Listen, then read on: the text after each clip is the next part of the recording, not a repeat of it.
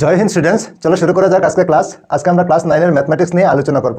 তো চলো শুরু করা যাক আজকে ক্লাস। দেখে নিই আজকে ক্লাসে কি আছে। তো class 9 mathematics exercise 13.3 question number 3।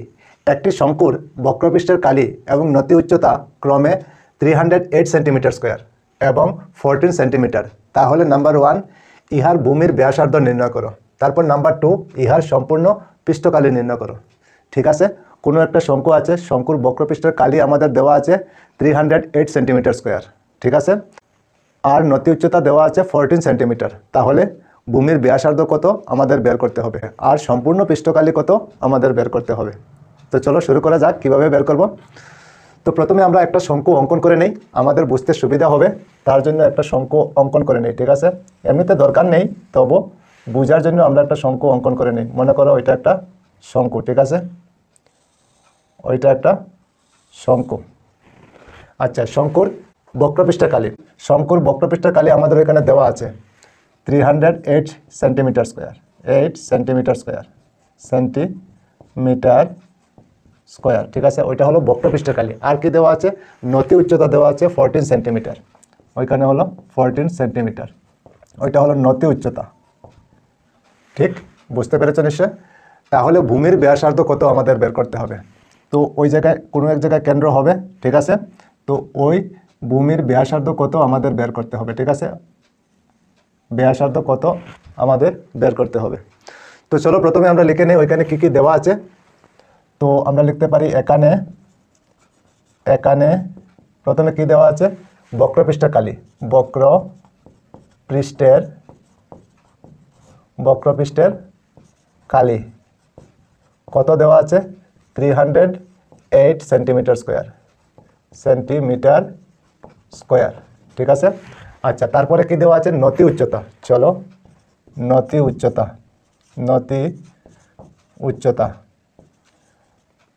আমরা কি লিখি, এল ইকুয়াল কত আছে 14 সেন্টিমিটার। বুঝতে পেরেছো নিশ্চয়। ঠিক আছে, চলো তারপরে আগে। আচ্ছা, এখন আমাদের কি বের করতে হবে, ইহার ভূমির ব্যাসার্ধ কত, ওই ভূমির ব্যাসার্ধ কত। ঠিক আছে,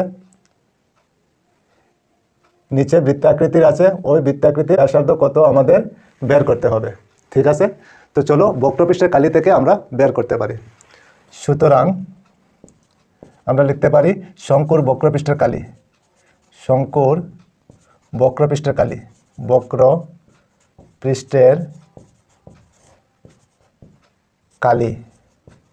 বক্রপৃষ্ঠের কালি আমরা ফর্মুলা কি জানি, পাই আর এল, ওইটা হলো শঙ্কুর বক্রপৃষ্ঠের কালি। ঠিক আছে, চলো তারপরে আগে। এখন আমাদের ওইখানে বক্রপৃষ্ঠের কালি দেওয়া আছে, চলো ওইখানে আমরা লিখে নেই বক্রপৃষ্ঠের কালি কত দেওয়া আছে 308 সেন্টিমিটার স্কোয়ার, 308 লিখে নিলাম ইকুয়াল দিয়ে পাই আমরা কত জানি, পাই হলো 22/7। ঠিক আছে, ইন্টু দিয়ে আর তো আমাদের নেই, তো আর লিখে নেবো। ঠিক আছে, ইন্টু দিয়ে এল কত আছে 14 সেন্টিমিটার। এতটুকু বুঝতে পেরেছো নিশ্চয়। ঠিক আছে, চলো তারপরে আগে। এখন আবার 308 লিখে নেব ইকুয়াল দিয়ে 7 দিয়ে 14কে আমরা ডিভাইড করতে পারি, কত হবে 2 হবে। ঠিক আছে, এখন 22 আর 2 ইন্টু করলে কত হবে 44, তো 44 লিখতে পারি ইন্টু দিয়ে, আর বাকি থাকে আর। এতটুকু বুঝতে পেরেছো নিশ্চয়। ঠিক আছে, চলো তারপরে আগে। এখন এখানে 44 ইন্টু হিসাবে আছে, ওইটা ওইদিকে নিলে ডিভাইড হয়ে যাবে। চলো উপরে হবে 308 আর নিচে হবে 44 ইকুয়াল দিয়ে বাকি থাকে কি আর। বুঝতে পেরেছো নিশ্চয়।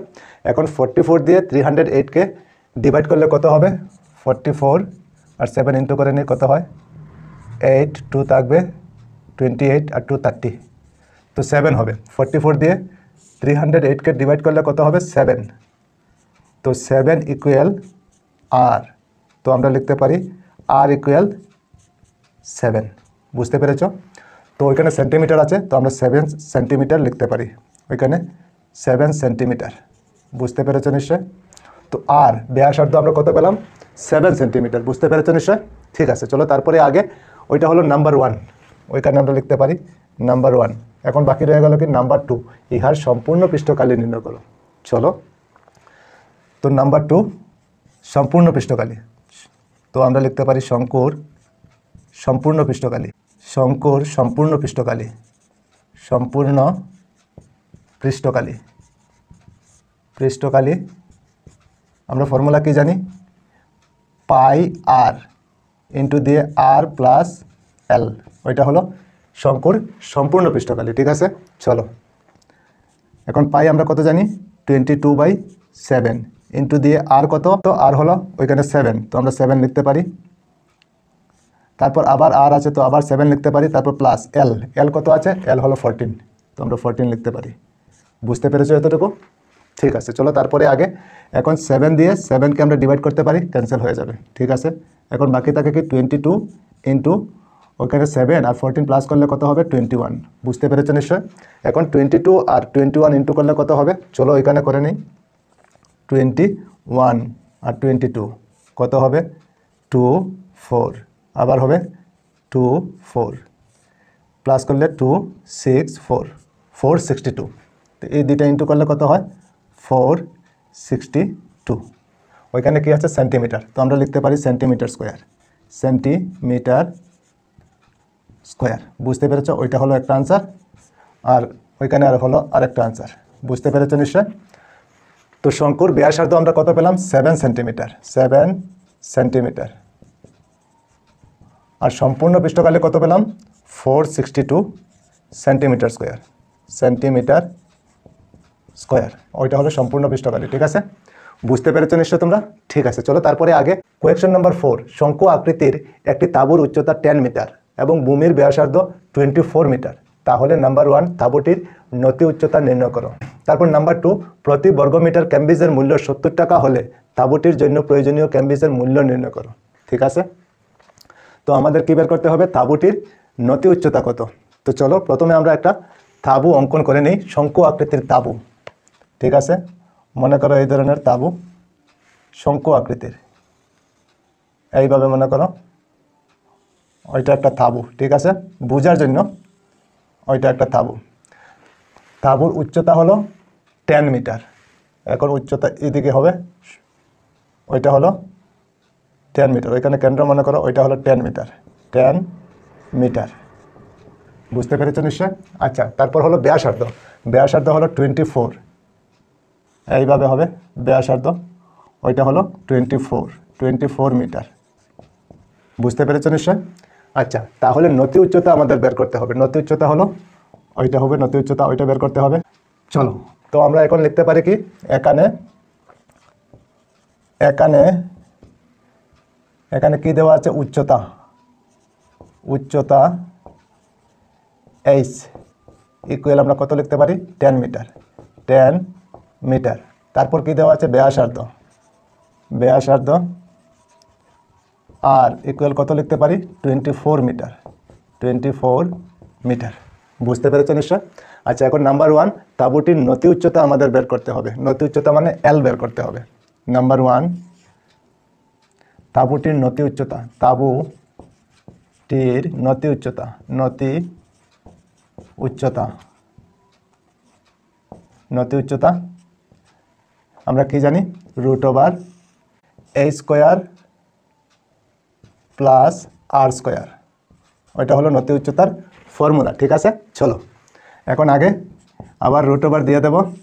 এখন এইচ কত আছে, 10, তো আমরা 10 লিখতে পারি, আর ওইখানে স্কোয়ার আছে তো স্কোয়ার দিতে পারি, প্লাস আর আমাদের কত আছে, 24, তারপরে স্কোয়ার আছে তো স্কোয়ার দিতে পারি।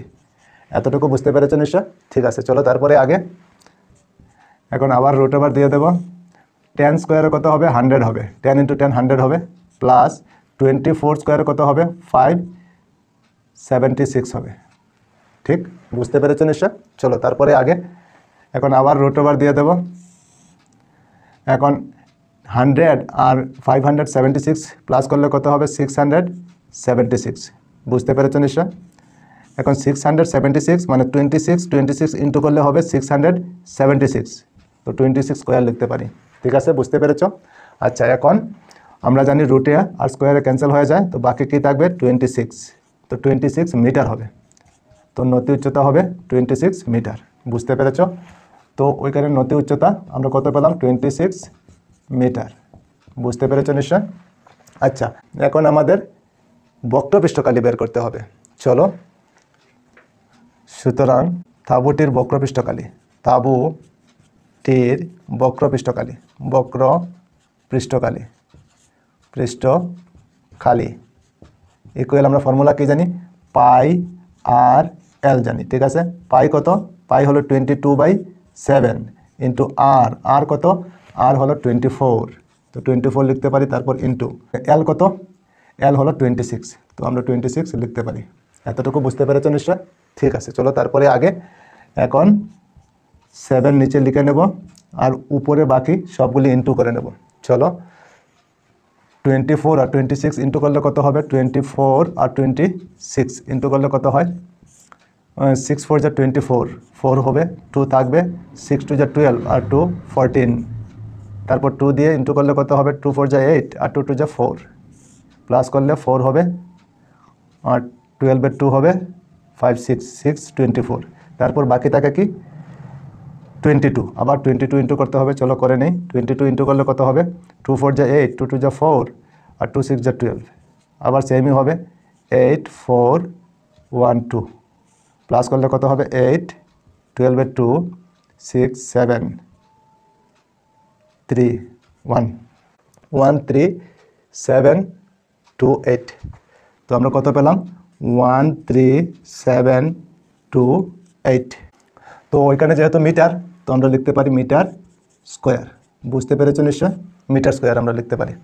তো তাঁবুটির বক্রপৃষ্ঠের কালি আমরা কত পেলাম, 13,728/7 মিটার স্কোয়ার, 13,728/7 মিটার স্কোয়ার, ওইটা হলো বক্রপৃষ্ঠের কালি, ঠিক আছে।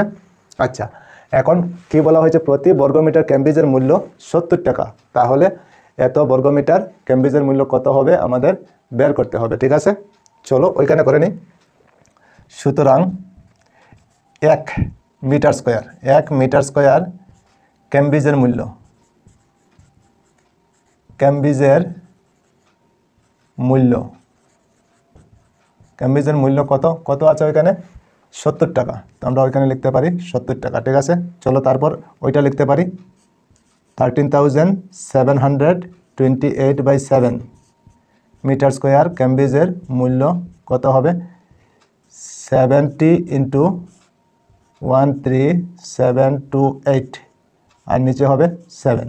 এখন 7 দিয়ে 70কে আমরা ডিভাইড করতে পারি, কত হবে 10, ইকুয়াল দিয়ে এখন 10 আর 13,728 ইন্টু করলে কত হবে 1,37,280, এত টাকা, বুঝতে পেরেছ, ওইটা হবে আমাদের আনসার। বোঝা গিয়েছে, 1,37,280 টাকা।